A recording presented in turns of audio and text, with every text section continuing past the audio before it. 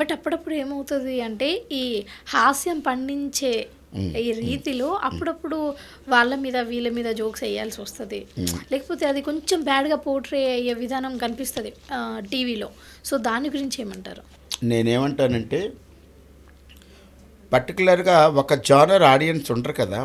ఒక టీవీ చూసినప్పుడు చిన్నపిల్లలు చూస్తారు, ఆ చిన్నపిల్లల కోసం చిన్నపిల్లల తాలూకా స్కిట్లు చేస్తాడు రాకేష్. పెద్దవాళ్ళు ఉంటారు, వాళ్ళ కోసం ఏదైనా ఒక మంచి స్కిట్లు చేస్తాం.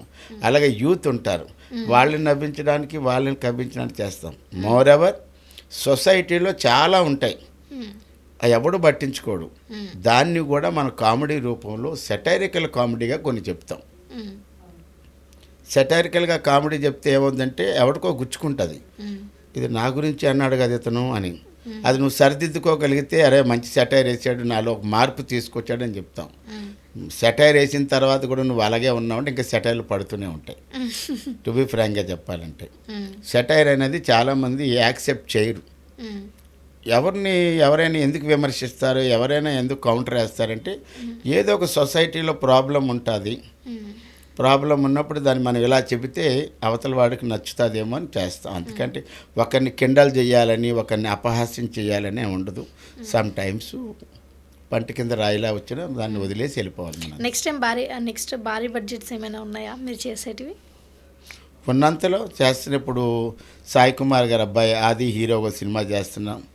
తర్వాత హీరో శ్రీరామ్ గారు ఒకరికొకరు భారత్ ఒక సినిమా చేస్తున్నాం. నిన్న మళ్ళీ ఆర్కా మీడియా వాళ్ళది ఒక సినిమాలో చేశాను.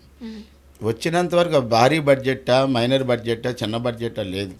మనం అడిగిన డబ్బులు ఇస్తారు, మనం వెళ్తాం చేస్తాం. ఒక్కోసారి వేషం బాగుంటే జనాల్లో ఇంకా ఇప్పుడు నేను సరిలేరు నీకెవరు సినిమా తీసుకో, చూసావా? చూసాను. ఏం క్యారెక్టర్ నాది అంటే ఎగ్జాక్ట్లీ గుర్తులేదు, బట్ నాకు తెలుసు మీరు చేశారని. సరిలేరు నీకెవరో నాది టీసీ క్యారెక్టర్. చాలా గొప్ప పేరు వచ్చింది ఆ సినిమా తర్వాతే. మీరు వస్తున్నారు అంటే మేము డిస్కస్ చేసాం దాంట్లో. సర్లేరు నీకెవర్లో మహేష్ బాబు గారి combination, heroine combination, Rao Ramesh గారి కాంబినేషన్, రాజేంద్ర ప్రసాద్ గారి కాంబినేషను, సంగీత మేడం కాంబినేషన్, ఇంత మంచి అంత బ్లాక్ బస్టర్ సినిమాలో నాదొక క్యారెక్టర్. ఆ సినిమా తర్వాత ఇందాక నేను చెప్పిన 20,000 15,000 చేసింది కూడా ఆ సినిమా తర్వాత. నాకు back to back Anil Ravipudi గారు ఆ సినిమా కాదు, సరిలేరు నీకెవరు, రాజాది గ్రేటు, పటాస్ సార్ దగ్గర చేసిన సినిమాలు నేను మంచి వేషాలు ఇచ్చారు. సరిలేరు నీకెవరు కొద్దిగా ఇంకా ఎక్కువ ఇచ్చారు. అనిల్ రావుపూడి గారికి అప్పుడు రుణపడి ఉంటాను, ఎందుకంటే అంత మంచి క్యారెక్టర్ నాకు వచ్చినందుకు. సో మీకు ఎప్పుడన్నా అనిపించిందా, లైక్ ఇప్పుడు సీరియల్స్ చేశారు, మీరు సినిమాలు చేశారు, అండ్ ఇప్పుడు జబర్దస్త్ షోస్ ఇవన్నీ ఈవెంట్స్ ఇవన్నీ చేస్తూ ఉంటారు కదా, మీకు ఎక్కువ ఏ జోనర్ చేయడం ఇష్టం? లైక్ సినిమాలా, సీరియల్సా, ఈవెంట్సా, జబర్దస్త్? ఏదైనా ఎవరికైనా ఒకటే టార్గెట్. ఇప్పుడు నువ్వు యాంకరింగ్ రంగంలో ఉన్నావు, నీ టార్గెట్ ఏంటి? ఫస్ట్ నీ అచీవ్మెంట్ ఏంటి?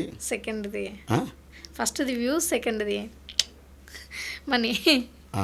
ఇది కాదు.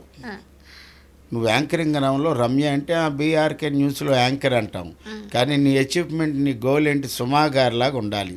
సుమా గారు అంత పేరు తెచ్చుకోవాలి, ఉదయ్ భాను గారు అంత పేరు తెచ్చుకోవాలి, ఝాన్సీ మేడం గారు అంత పేరు తెచ్చుకోవాలి,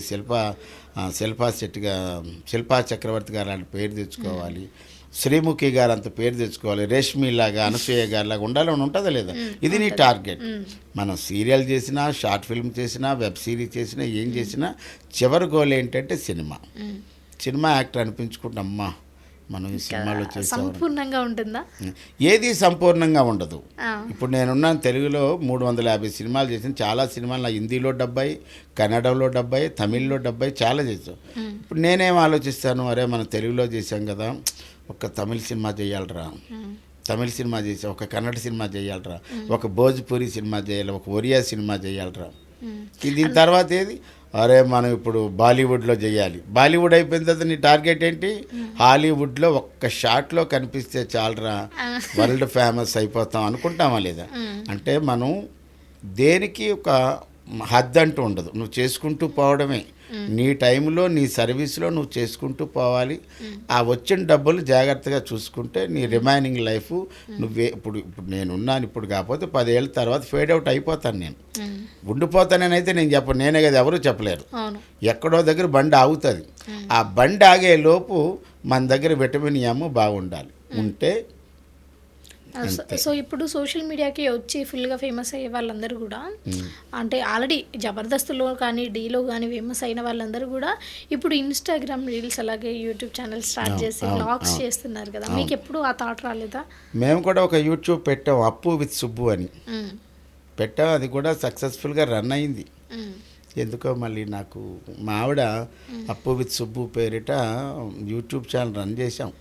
అది బెల్లికే వెళ్ళింది. చాలామంది ఇన్స్టాగ్రామ్లో పాపులర్ అయ్యారు. అలా పాపులర్ అయిన వాళ్ళని కూడా చాలామందిని తీసుకొచ్చి జబర్దస్త్లో ఇన్సెట్ చేశారు.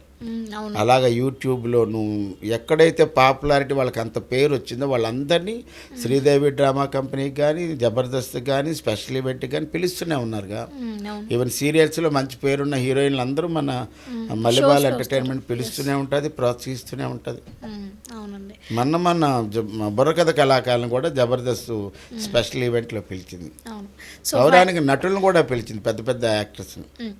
సో ఒకటి ఇంకా లాస్ట్గా ఈ సోషల్ మీడియా అంటే గ్లామర్ ఇండస్ట్రీ మీద వచ్చే రూమర్స్కి మీరు ఆడియన్స్కి ఏం చెప్తారో చెప్పండి. అంటే అట్లా నాకు క్లారిటీ ఇవ్వాలి మరి. ఇప్పుడు మెనీ రూమర్స్ వస్తుంటాయి. ఇప్పుడు సౌమ్య ఎందుకు యాంకరింగ్ చేయట్లేదు జబర్దస్త్లో అని, లేకపోతే ఈ నాగబాబుకి ఏదో క్లాష్ అయ్యే జబర్దస్త్ వదిలేశారని.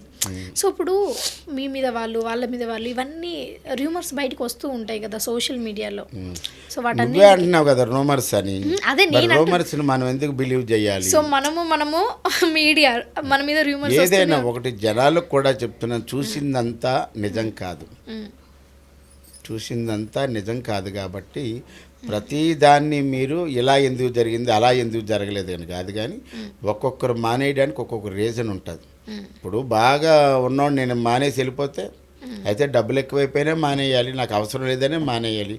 ఊరికి నేను చేస్తున్న దాన్ని ఎందుకు మానేస్తాడు అంటే సమ్ రీజన్ ఇస్తే బోత్ సైడ్స్ ఉంటాయి కదా. అందువల్ల ఏంటంటే దాన్ని ఏమి మీరు నమ్మొద్దు.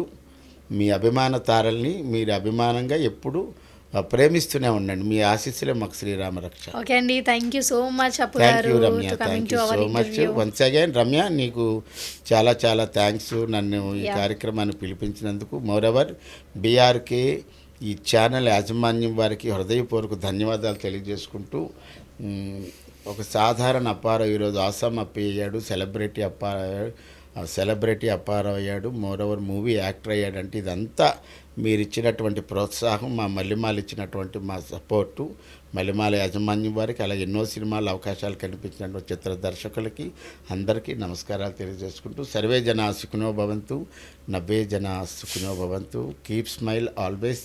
నవ్వుకుంటే హ్యాపీ, లేకపోతే బీపీ. కాబట్టి అనవసర విషయాలన్నీ బుర్రకెక్కించుకోవద్దు.